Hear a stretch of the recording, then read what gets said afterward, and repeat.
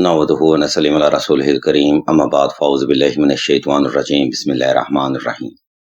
अज़ीज़ान मोहतरम, इस video post में हम आपको कारोबार में बरकत के लिए एक ऐसी तस्बीह के बारे में बताएंगे जिसकी बरकत से बंद कारोबार भी अल्लाह की रहमत से ना सिर्फ चलेगा बल्कि मौला के फजलो करम से आपके कारोबार में दिन दुगनी और रात चुगनी तरक्की भी होगी।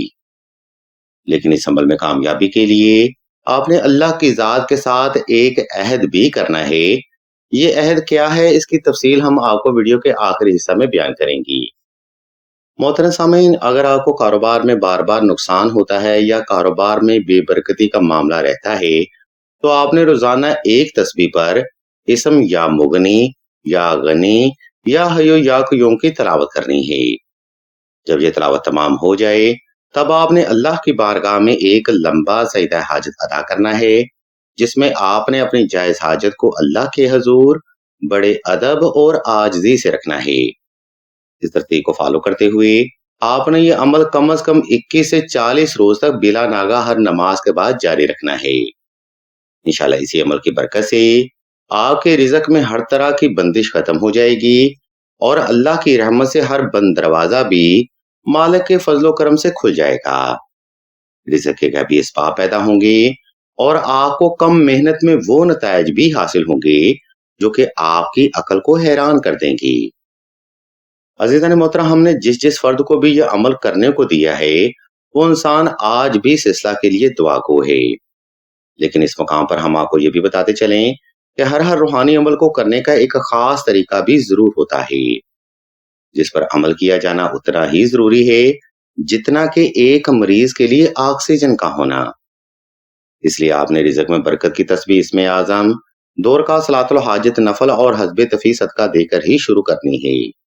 यह नवाफिल आपने अपनी जायज हाजत की नीयत से अदा करने हैं और सदका आपने हस्बे इस्तात साहिबे जरूरत को तलाश करके देना है।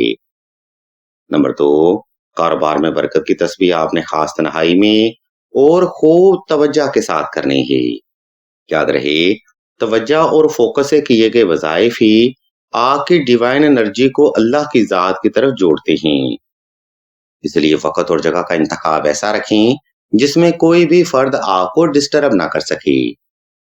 नंबर 3, रिज़्क में बरकत की तस्बीह आपने साफ सुथरे कपड़े पहनकर और खास खुशबू लगाकर ही करनी है।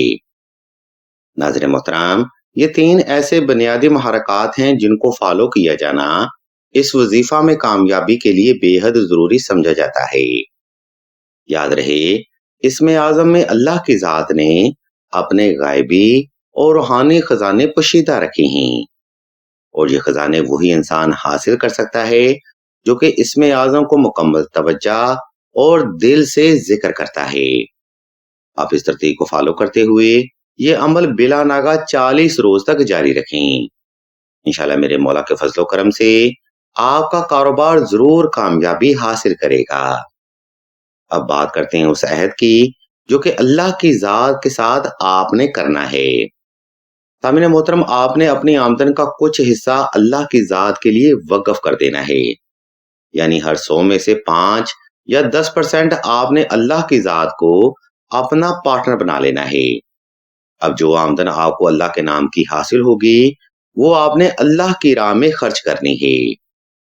चाहे आप उस आमदन से किसी गरीब के घर में राशन डाल दें या फिर पानी की सबील लगा दें या फिर किसी बीमार को इलाज के लिए दे दें, लेकिन जो आमदन आपने अल्लाह के नाम की अलग करनी है वो पैसे आपने अपनी जात पर हरगिज नहीं लगाने।